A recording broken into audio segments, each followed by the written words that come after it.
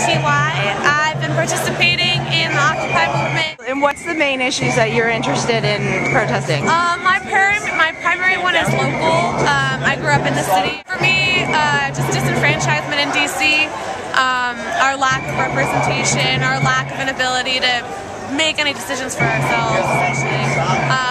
Education is another big one for me. I think if you educate our kids, everything else kind of falls into place from there.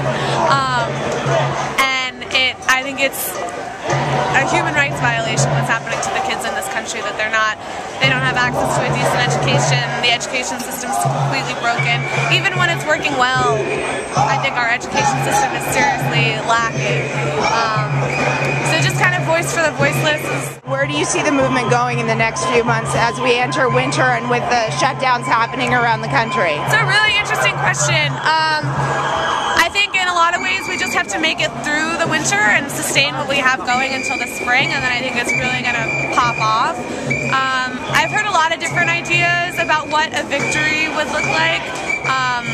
Personally, I'd like to see a return to one person, one vote, an actual direct democracy, not a representative democracy. And I'd like to see DC have some autonomy over our own affairs. I don't know about statehood necessarily, and I don't know that one vote out of 437 is going to do anything, but I'd like to see a system in place that would let us have autonomy over our own lives here. Is there anything else you want to let people know about the movement or about the people here in DC?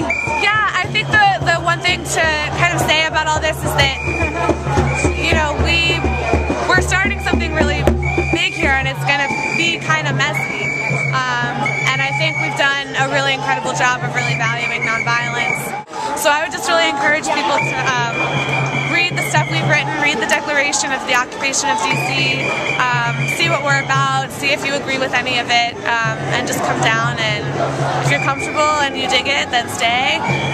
And if you can't, I really like the idea of like popping a tent in your front yard or hanging an Occupy sign on your window so you can kind of show support without actually living in a park.